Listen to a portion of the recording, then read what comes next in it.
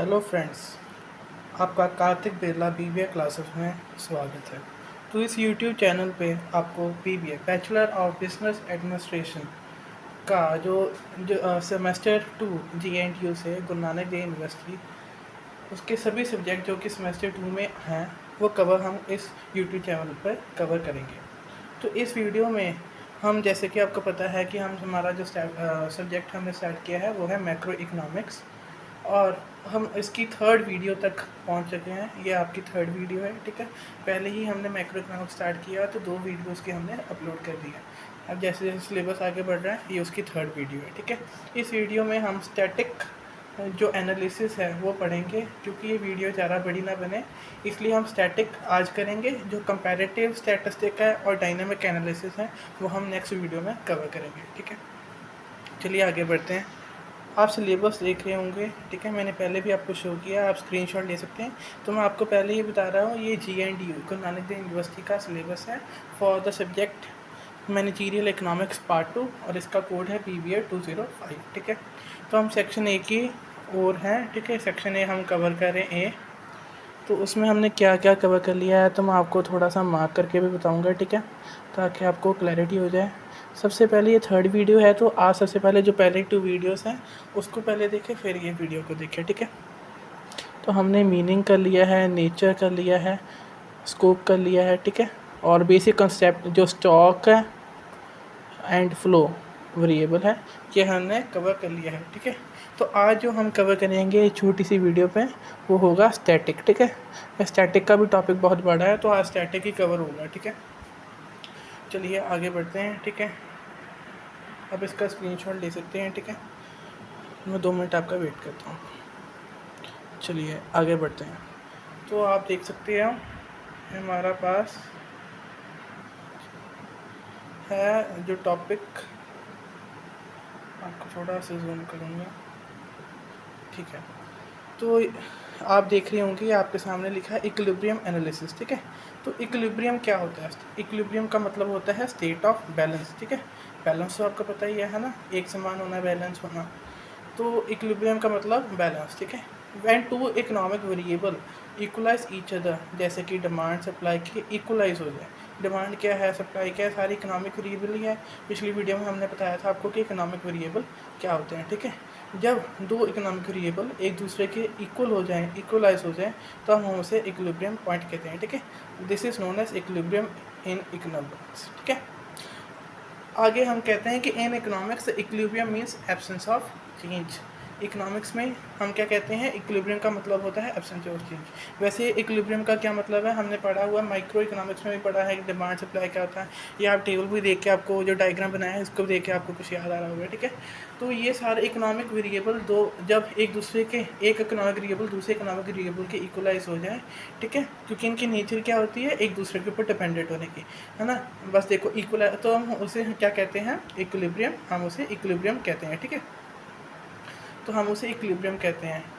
अब इकोनॉमिक्स में इसका मतलब होता है एब्सेंस ऑफ चेंज, ठीक है। नीचे पढ़ते हैं, in the word of professor Mehta equilibrium denotes the absence of change in movement, ठीक है। इकोनॉमिक्स में हमें इसका मतलब होता है एब्सेंस ऑफ चेंज, और प्रोफेसर मैथा कहते हैं चेंज एब्सेंस किस में है, मूवमेंट में है। वैसे मूवमेंट की बात करेंगे सारे। This can be explain with the help of suitable diagram. आप देख सकते हो ई पॉइंट यहाँ पे डिमांड सप्लाई की इक्वल हो रहा है, डायग्राम की तरह देखें तो कौन से पॉइंट पे हो रहा है, ई पॉइंट पे। ई पॉइंट हमारे पे कौन सा है पॉइंट, ये इक्विलिब्रियम पॉइंट है, ठीक है। टाइप्स ऑफ इक्विलिब्रियम कितने तरह के होते हैं, स्टैटिक होते हैं, कंपैरेटिव होते हैं, डायनामिक होते हैं, ठीक है। जनरल इक्विलिब्रियम एनालिसिस होता है, पार्शियल इक्विलिब्रियम एनालिसिस होता है। सिलेबस में आपके static, comparative, statistic and dynamic equilibrium है, ठीक है। तो आज जो कौन सा टॉपिक कर रहे हैं हम, स्टैटिक वाला। चलिए आगे बढ़ते हैं। ये देखिए, जैसे कि आपको कहा कि स्टैटिक इक्विलिब्रियम पढ़ेंगे, तो static equilibrium is a base of equilibrium, ठीक है। इक्विलिब्रियम एनालिसिस का ये बेस होता है। ये स्टैटिक जो आप देख रहे हो वर्ड कहाँ से टाइड हुआ है, ये ग्रीक वर्ड से टाइड हुआ है, स्टैटिक से, which means bringing to stand still, ठीक है। स्टिल नहीं, ब्रिंगिंग टू स्टैंड स्टिल, ध्यान में रखें मूवमेंट का, ठीक है। स्टिल नहीं है, स्टैटिक का मतलब स्टिल नहीं है, ब्रिंगिंग टू स्टैंड स्टिल है। In economic the concept of static refers to a situation when there is a movement but the movement is certain, continuous and constant. इसका मतलब है कि मूवमेंट हो पर कॉन्टीन्यूस हो, कांस्टेंट हो और कैसी हो, सर्टेन हो। जैसे कि आप डायग्राम देख रहे होगे नीचे 2010, मैं इसको थोड़ा जूम करता हूँ, 2010, 2015 और 2022।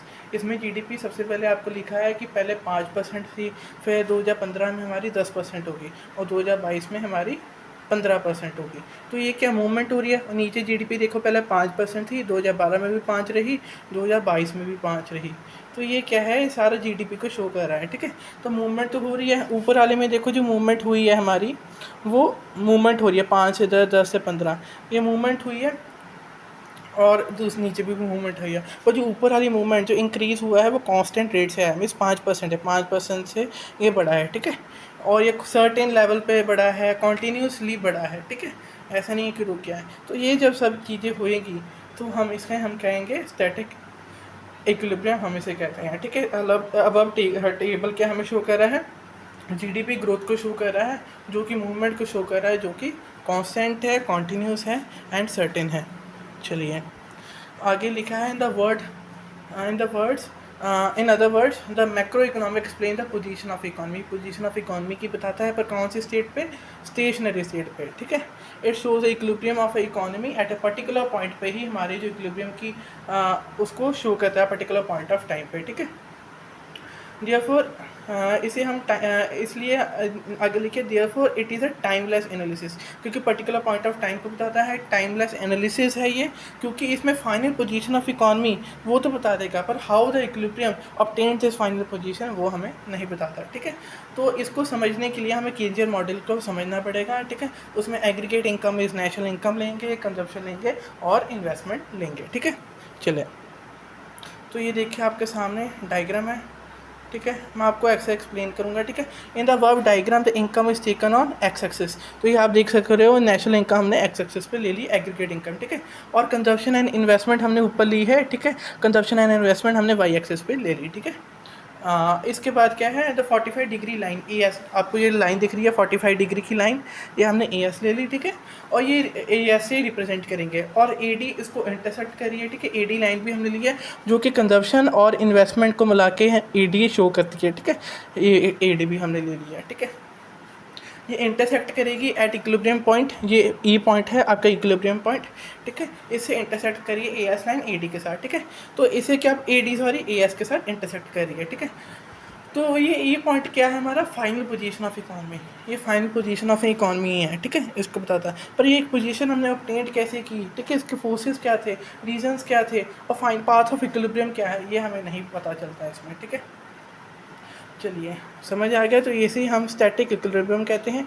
ये हमने डायग्राम के थ्रू भी एक्सप्लेन कर दिया, आप इसका स्क्रीनशॉट ले सकते हैं, ठीक है। चलिए आगे बढ़ते हैं। अब हमारे पास जो टॉपिक है scope and importance of static analysis का है, ठीक है। तो इसमें इम्पोर्टेंस क्या है, इसकी विशेषता क्या है ना, इसमें अच्छाई क्या है, इसका स्कोप क्यों हम स्टैटिक एनालिसिस क्यों यूज़ करते हैं। तो ये बहुत ही सिंपल और इजी मेथड है और इकोनॉमिक एनालिसिस करने के लिए, ठीक है।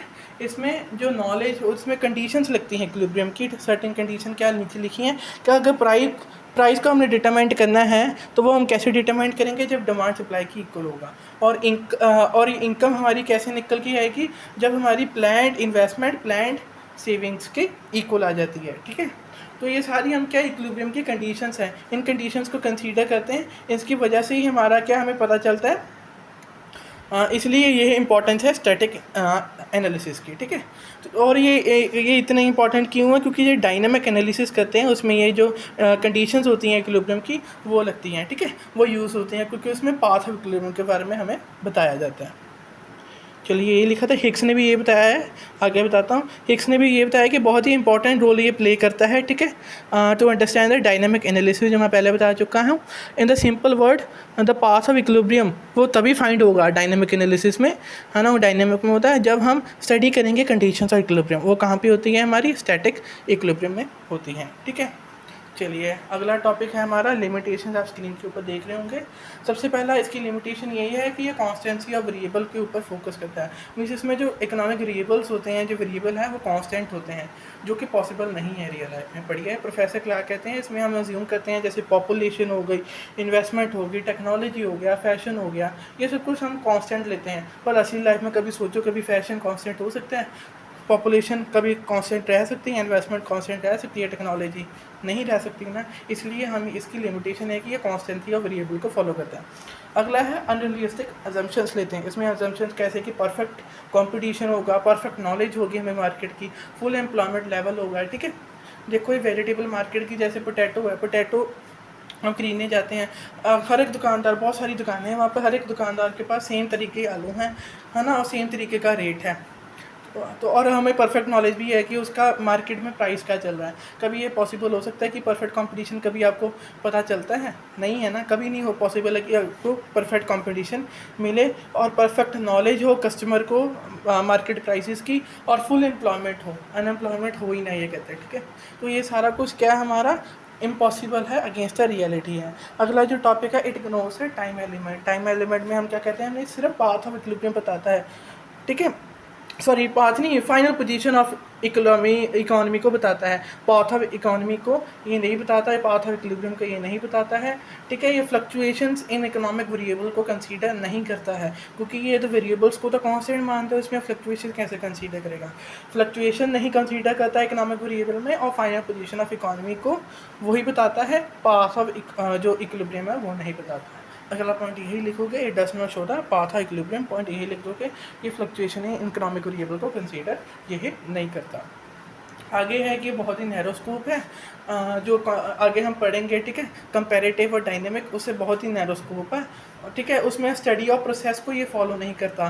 कंपैरेटिव में नहीं, जो डायनेमिक होता है उसमें हम पाथ ऑफ इक्विलिब्रियम फाइंड करते हैं, उसके जो फोर्सेस बिहाइंड थे, उसका प्रोसेस क्या था जिसकी वजह से ये पाथ ऑफ इक्विलिब्रियम आया है ना, ये फाइनल पोजीशन आया, उसको हम स्टडी करते हैं, और इसमें ऐसी कोई स्टडी नहीं की जाती, ठीक है। ये दो पॉइंट भी आपको, ये जो उसमें लिखना है मैंने आपको समझा दिया, आप अपनी लैंग्वेज में लिख सकते हो, ठीक है। एक आध दोबारा से मैं आपको बता देता हूँ कि हमने क्या किया है, ठीक है। जो हमने सबसे पहले बताया कि इक्विलिब्रियम क्या होता है, कि एक इकोनॉमिक इसका इक्विलिब्रियम का मतलब होता है स्टेट ऑफ बैलेंस, ठीक है। मींस एक इकोनॉमिक वेरिएबल दूसरे के इक्वलाइज हो जाए, डिमांड सप्लाई की इक्वल हो जाए, ठीक है। ये इक्विलिब्रियम अगर हम इकोनॉमिक सेंस में ले, उसका मतलब होता है एब्सेंस ऑफ चेंज। किस में होना चेंज? इन मूवमेंट, ठीक है। कितनी तरह की है, आप सिर्फ लिखोगे static, comparative and dynamic. Diagram आपके सामने आ गया है, ठीक है, वो आप उसमें बना सकते थे, ठीक है। अगला जो टॉपिक हमने कवर करना सिलेबस में वो है स्टैटिक इक्विलिब्रियम। स्टैटिक इक्विलिब्रियम में हमारा क्या है कि ये ड्राइव हुआ है स्टैटिक से, स्टैटिक से, जो कि ग्रीक वर्ड है, इसका मतलब है ब्रिंकिंग टू स्टैंड से, मीन्स मूवमेंट हो पर सर्टेन, कॉन्टीन्यूस एंड कांस्टेंट हो। डायग्राम आपको शो कर देना है, ठीक है। नीचे ये लाइन देख देनी कि ये जीडीपी ग्रोथ को शो कर रही है, जो कि कांस्टेंट, कॉन्टीन्यूस एंड सर्टेन है। अगला इसमें हम लिखेंगे कि फाइनल पोजीशन ऑफ इकोनॉमी की बताती है पर स्टेशनरी स्टेट पे, ठीक है। पर्टिकुलर पॉइंट ऑफ टाइम पे ही हमें उसकी पोजीशन ऑफ इकोनॉमी की बताती है। ये टाइमलेस एनालिसिस है, ठीक है। फ्लक्चुएशन ऑफ इकोनॉमिक वेरिएबल्स ये कंसीडर नहीं करती है, इसलिए हमें केंचियन मॉडल को समझना पड़ेगा, ठीक है। आगे भी जाके आपका एक्सप्लेन करूँगा। तो ये एग्रीगेट इनकम, कंजप्शन और इन्वेस्टमेंट से हम इसकी स्टैटिक इक्विलिब्रियम की हम डायग्राम शो करेंगे, जो कि हमने कर दी थी कि हमने कंजप्शन इन्वेस्टमेंट वाई एक्सिस पे ले लिया, नीचे एग्रीगेट इनकम, नेचुरल इनकम ले ली। एएस लाइन 45 डिग्री की लाइन है, जो कि इंटरसेक्ट की जा रही है एडी से, जो कि कंजप्शन प्लस इन्वेस्टमेंट है। कौन सी पॉइंट पे कर रहा है? इक्विलिब्रियम पॉइंट ई पे। ये फाइनल पोजीशन ऑफ इकोनॉमी है विदाउट एनी एडजस्टिंग मैकेनिज्म। ये कैसे ऑब्टेन टू फाइनल पोजीशन, ये हमें नहीं पता, ये आपको लिखना है। आगे हमने स्कोप में लिखना है कि बहुत ही सिंपल एंड इजी मेथड है। इसमें थोड़ी सी कंडीशन, ये इंपॉर्टेंट इसलिए क्योंकि इसमें हम कंडीशन इक्विलिब्रियम को कंसीडर करते हैं। अगर हमें प्राइस डिटरमाइन करना है तो डिमांड को सप्लाई की इक्वल करो, और अगर इनकम डिटरमाइन करना है तो A D is equal to S mean plan investment plan saving के बराबर है। और ये बहुत ही इंपॉर्टेंट है डायनेमिक एनालिसिस के लिए, क्योंकि इसमें हम प्रोसेस करते हैं स्टडी, ठीक है। प्रोसेस स्टडी करते हैं, पाथ ऑफ इक्विलिब्रियम फाइंड करते हैं, फोर्सेस फाइंड करते हैं। उसके लिए हमें क्या स्टडी करना बहुत ज़रूरी है? Condition equilibrium. वो कैसे पता चलेगा? स्टैटिक से। तो ये इसकी इंपॉर्टेंस थी। लिमिटेशन में आप लिखोगे इसमें कॉन्स्टेंसी और वेरिएबल है, जैसे पॉपुलेशन, टेक्नोलॉजी, फैशन, ये कॉन्स्टेंट रखते हैं, जो कि अगेंस्ट द रियलिटी है। अनरियलिस्टिक अजम्पशन लेते हैं, जैसे परफेक्ट कंपटीशन, परफेक्ट नॉलेज, जो भी पॉसिबल नहीं हो सकता है, ठीक है। फुल एम्प्लॉयमेंट पॉसिबल नहीं है। अगला है टाइम एलिमेंट को इग्नोर करते हैं, मीन फ्लक्चुएशन इकोनॉमिक वेरिएबल को कंसीडर नहीं करते हैं, only final position of economy बताते हैं, रीजन फोर्सेस नहीं बताते। अगला है पाथ ऑफ इक्विलिब्रियम को, यह नहीं बताते हैं, ठीक है। वो कि कौन बताता है? डायनामिक। नैरो स्कोप है बहुत ही, डायनेमिक से और कंपैरेटिव से, ठीक है, ये हमने कर दिया। अगला क्या है, not in the study of process, ठीक है, ये प्रोसेस को स्टडी नहीं करता, कौन से प्रोसेस को नहीं करता कि फोर्सेस क्या थी, रीजन बिहाइंड क्या था पाथ इक्विलिब्रियम का, ठीक है, उसको ये स्टडी नहीं करता, वो कौन सा करता है, डायनामिक एनालिसिस करता है। तो आपको होप सो सब कुछ क्लियर हो गया होगा, ठीक है, मैं आशा करता हूँ आपको अंडरस्टैंडिंग होगी, क्रिस्टल क्लियर हो गया होगा आपका सारा टॉपिक, ठीक है। अगर आपको मेरी वीडियो अच्छी लग रही है, इसको please like share and subscribe जरूर करें।